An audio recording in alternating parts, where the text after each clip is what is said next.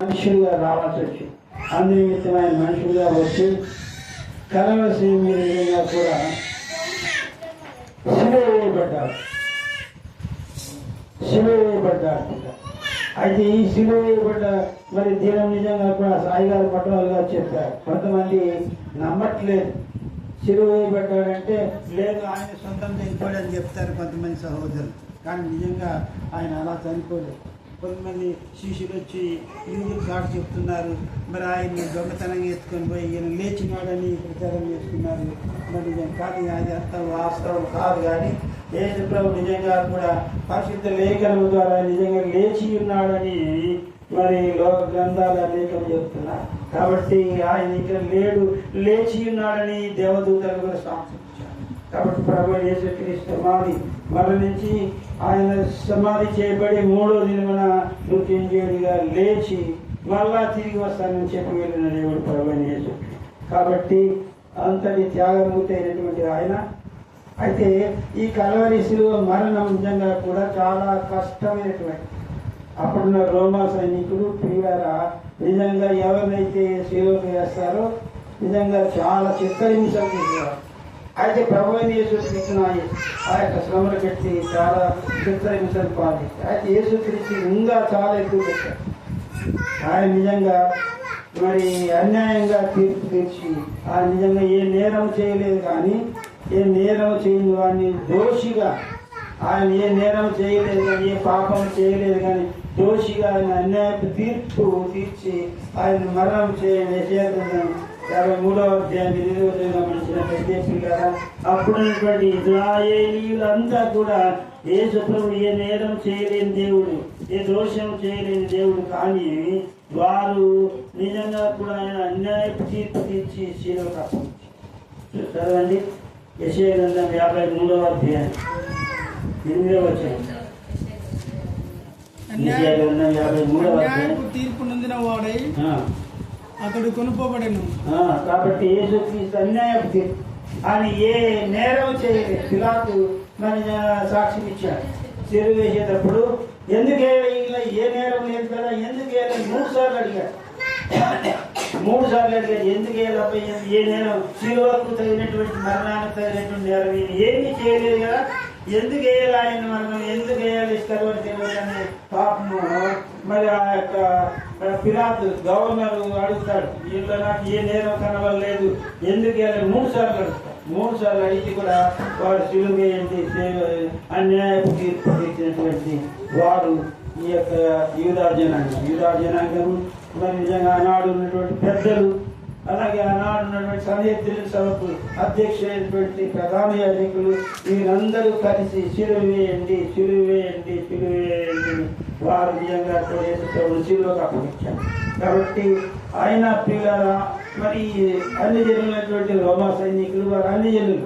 కానీ యూదులైతే దేవుని యొక్క సంస్కారం జరిగిన వారు, దేవుని యొక్క జ్ఞానం కలిగిన వారు, దేవుని యొక్క ఆత్మ కలిగిన అయినా వీరు కఠినాత్ములై యేసు ప్రభు నిజంగా కూడా మా దేవుడిని యెహోవాను విసర్జించి నేనే దేవుడు అంటున్నాడు, నేనే రాజుని అంటున్నాడు, నేనే నిజంగా కూడా ఆయనే ప్రభు అంటున్నాడు. మరి నా శరీరాన్ని తిని రక్తాన్ని త్రాగువాడు నిత్య జీవం పొందుతానని చెప్పాడు. ఈయన ఎలాగైతాడు, ఆయన ఎట్లా తినాడు శరీరం అంటే నేనే దేవాలయం అంటున్నాడు, నేనే రాజుని అంటున్నాడు. మరి ఈ విధంగా నేనే నమ్ముకుంటే మీరు నిత్యరాజ్యం ఇస్తాను ఈ విధంగా బోధిస్తున్నాడు. విశ్రాంతి దినాన్ని ఆచరించడం లేదు. విశ్రాంతి దినం అంటే యూదులకు బహుశ్రేష్టమైన దినం, ఆ దినాన్ని ఆయన ఆచరించడం లేదు. నేనే విశ్రాంతి దినంగా అధిపతి అంటాడు. అలాగే ఆయన నిజంగా కూడా సొలొమోను కంటే జ్ఞానం గలవాడిని అంటాడు. మరి నిజంగా ఏంటి మరియమ్మ కుమారుడు కాదా, వడ్లవారి కుమారుడు కాదా, ఈయన ఇట్లా అంటున్నాడు. విశ్రాంతి దినంలో అనేకులను మంచి సమాజ మందిరంలో వచ్చినటువంటి వారిని స్వస్థపరిచాడు, రోగాలను వెళ్ళగొట్టాడు, రోగాలు బాగు చేశాడు. ఆయన అనేక మేలు చేసినప్పుడు కూడా ఇశ్రాయేలు ప్రజలు పిల్లారా ఆయన లేదు, మా దేవుని యెహోవా దేవుని ఆజ్ఞని విసర్జించారని చెప్పి అన్యాయంగా ఆయనపై నేరం అవుతారు. మరి మేరం చూపి ఆయన నిజంగా సైనికులు ఆయన వారికి అప్పగించినప్పుడు ఆయన నిజంగా దారి పొడుగున చిత్రహింసలు పెట్టారు. దారి పొడుగున ఆయన కొరడాలతో మరి దెబ్బలు కొట్టారు. ముళ్ళ కొరడాలతో ఆయన వీపునంతా దున్ని వేశారు. ఆయన పొరాక్ష కొట్టి ఆయన కండను వీధి కండను మరి ముళ్ళకించడం సరపని ఈ విధంగా అనేక చిత్రహింసలు పాలు చేశారు. ఏ నేరం చేయలేదు, ఏ పాపము లేనివాడు ప్రభు యేసుక్రీస్తు. ఆయన యేసుక్రీస్తు ఒక్క మాట కూడా ఆయన నోరు తెరవలేదు అంటున్నాడు. ఎవరిని ఒక మాట కూడా అనలేదంట. అది ఎవరిని కీర్తి గమనిస్తాము. ఎవరిని ఒక మాట అనలేదు పాపం. ఆయన నోరు తెరవలేదు. ఏమైనా ఇలాగా ఎందుకు కొడుతున్నారు, నేను ఏం నేరం చేసినానని ఒక్క మాట అనకుండా ఆ నిజంగా కూడా ఇలాగా మరి ఆయన కలవరి మరణించాడు. 73 యెషయా గ్రంథం గమనించినట్టయితే ఆయన నోరు తెరవలేదు అంటున్నాడు. 15వ వచనం గమనిస్తాం. రాజు అతను చూసి నోరు మూసుకునేదారు, తమకు తాము తెలియజేయని సంగతులు చూసేదని తాము వినిన దానికి 53 కదా 53 ఆయన నోరు తెరవలేనటువంటి మాటలు మనం 5వ వచనంలో గమనించినట్టయితే 53వ అధ్యాయం మన అతిక్రమం బట్టి అతడు గాయపరచబడిను, మన దోషములను బట్టి నల్లగొట్టబడిను, మన సమాధానాత్మక శిక్ష అతని మీద పడిను, అతడు పొందిన దెబ్బల చేత మనకు స్వస్థత కలుగుతున్నది. మనమందరం గొర్రెల త్రోవకపోతుంది, మనలో ప్రతివాడు తమకు ఇష్టమే త్రోవను తొలగిను. అతడు దౌర్జన్యంలో బాధింపడిన అతను నోరు తెరవలేదు. 7వ వచనం కాబట్టి ఆయన ఎంత బాధ పొందినా కూడా నోరు తెరవలేదు. అతను నోరు తెరవలేదు, మౌనంగా ఉన్నట్లు. బొచ్చు కత్తిరించి వాణి గొర్రె ఎట్లాగైతే మౌనంగా ఉంటుందో అట్లాగా ఉంది. ఆ విధంగా దెబ్బతింది. ఆయన నల్లగొట్టబడ్డారు, రక్తమంతా కార్చి నిజంగా కూడా పాపలైన మనల్ని రక్షించడానికి లోకానికి ఆయన ఒక్క మాట కూడా ఒక్క మాట ఎవరిని అనలేదు. మనమైతే ఒక మాట కొడితే వెంటనే వాడిని కొడతాం, లేదా చీల్తే వెంటనే వాడిని చేస్తాం. కాబట్టి ప్రభువైన యేసుక్రీస్తు నిజంగా ఇంత ప్రేమ మనుషులపై ఎందుకు నిజంగా చూపి ఉన్నాడంటే మనుషులందరినీ రక్షించారు. ఎందుకంటే మనుషులందరూ సృష్టించుకున్నారు కాబట్టి మరి ప్రపంచంలో ఉన్న మనుషులందరూ ఆయన యొక్క చేతి పని అందరినీ కూడా విడిచిపెట్టకుండా రక్షించాలని ఉద్దేశం ఆయన కలిగిన వాడే. ఇది ఆశీర్వదించాలని, పరలోకం ఇవ్వాలని, ఈ విధంగా తిరిగి తన నుండి రాజ్యంలో చేర్చుకోవాలని ఉద్దేశం కలిగిన వాడే. చెమ్మగలవాడే. పాపములన్నీ మనుషుల పాపములను అపరాధములను క్షమించి ఆయన నిజంగా నలగొట్టుకోవడానికి లోకానికి వచ్చాడు. ఆ విధంగా మరి ఆ విధమైన శైలిలో ఆ టైంలో ఆయన ఏమంటున్నాడంటే, వీరికి తెలీదు ఈ విధంగా నన్ను శిలువ ఎందుకు వేస్తున్నారో వీరికి తెలియదు. వీరు తెలిసి ఉంటే నాకు శిలువ వేయరు. ఈ అధికారులు రోమా సైనికులు కానీ వీరు నిజంగా నన్ను శిలువ వేసే తెలిసి ఉంటే నాకు శిలువ వేయరని చెప్పి ఆయన మాట సందర్భంగా సెలవిస్తారు. కాబట్టి ఈ విధంగా కేవలం మనుషులను పాపం నుండి విడిపించడానికి లోకానికి వచ్చాడు. పిల్లరా ఆ సందర్భంగా పలికిన మాట, దేవా వీరికి తెలియదు, ఓ తండ్రి ఏం చేస్తున్నారని మీకు తెలియదు కాబట్టి వీరు క్షమి అంటే ప్రభువైన యేసుక్రీస్తు క్షమించే దేవుడు. యెహోవా దేవుడైతే యెహోవా ధర్మశాస్త్రం ఏం చెప్తుందంటే పాపం చేసిన వాడిని ఖచ్చితంగా శిక్షించాలి. కంటికి కన్ను పంటికి పన్ను తెరవేస్తుంది ధర్మశాస్త్రం. కానీ ధర్మశాస్త్రాన్ని నెరవేర్చిన వాడు ప్రభువైన యేసుక్రీస్తు. ధర్మశాస్త్రాన్ని తిరిగి రాసిన వాడు యేసుక్రీస్తు. క్షమాగుణం కలవాడు, క్షమించిన వాడు. కాబట్టి అందుకని మనం ఎంతటి ఘోర పాపులైనా ఎంతటి పాపులైనా ఆయన ముందు మోకాలను దేవా నేను పాపిని క్షమిస్తాడు. అందుకని ఇక్కడ ఆయన కొట్టిన వారిని, గుర్చిన వారిని, తలపై ముందుకి పెట్టేవారందరినీ చూసి ఒక మాట అనకుండా దేవా వీరిని క్షమించని మాట.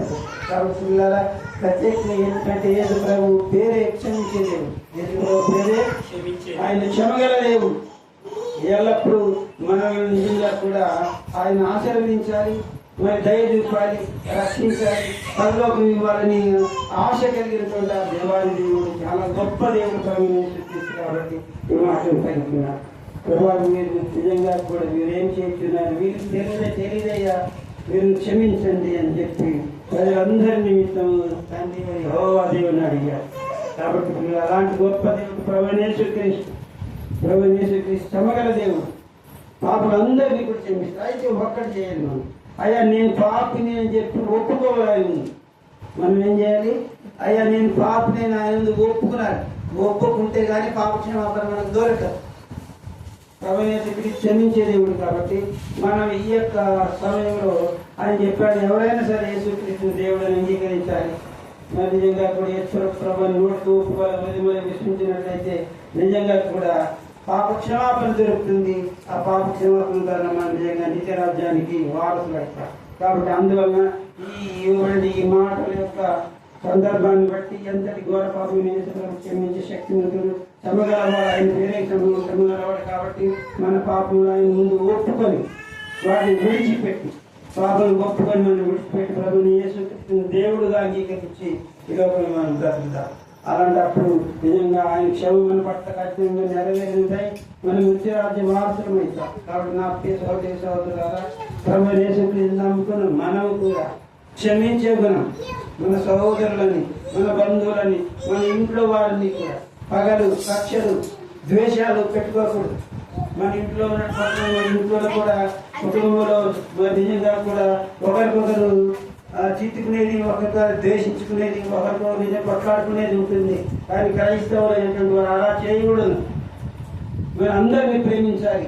అందుకని యేసు ప్రభు అందరి కొరకు అందరిని క్షమించి, పాపములన్నీ క్షమించి, ఆయన రక్తం ఇచ్చి, మొదటి అధ్యాయం 7-8 గమనించినట్లయితే ప్రతి పాపము ఆచరిక యేసు రక్తం ప్రతి పాపము మిమ్మల్ని పవిత్రులుగా చేయి. అలాంటి విలువైన రక్తాన్ని కలవలసిన కాచి ఆయన పాపలందరినీ పరిశుద్ధపరిచాడు, శుద్ధి చేసిన దేవుడు ప్రభుని. మనం కూడా ఆయన ముందు మన పాపలను ఒప్పుకొని, దేవా నా పాపను క్షమించని అడిగినట్లయితే మన పాపాలను క్షమించి ఆయన నిత్యరాజ్యం ఇస్తాడు. కాబట్టి అలాంటి కృప, అలాంటి యొక్క దయగల దేవుడు ఇస్తున్నాడు. కాబట్టి మన పాపను ఒప్పుకుందాం, వాటిని విడిచిపెడదాం, నిత్యరాజ్యం సంపాదించుకోం. ఇలాంటి మాటలు నిజంగా దేవుడు యేసుప్రభు మాత్రమే కలవలసిన పలకలేని దేవుడు. ఎవడు కూడా ఏ మనిషిని కానీ, రాజు కానీ ఎవరు కూడా క్షమించని, ఏ మనిషిని కూడా నిజంగా కూడా క్షమించే బుద్ధి లేదు.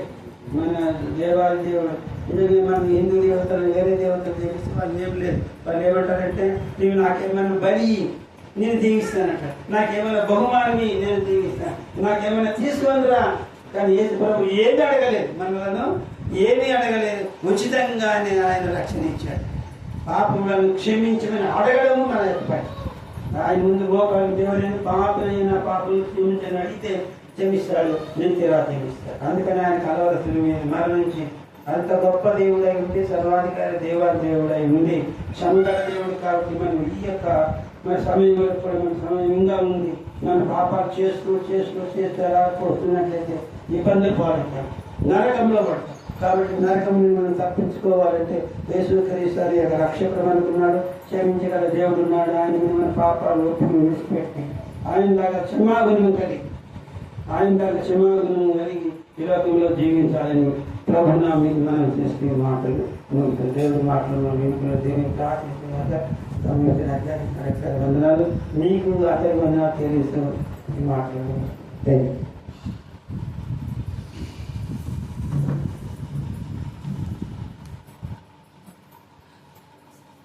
చక్కటి మాటలను మరి దేవుని దాసులు మనకు అందించారు.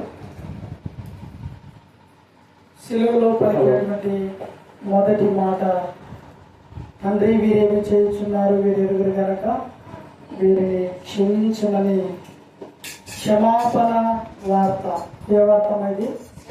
క్షమాపణ వార్త. క్షమించే మనస్సు. మనల్ని ఎవరైనా ఏదైనా అంటే తిరిగి అనేక వరకు కూడా మనం నిద్రపోయాం, మన స్వభావం. అయితే ప్రభు అయిన యేసుక్రీస్తు వారు ఆయనను ఎంత హింసించారు, ఎంతగానో కొట్టారు.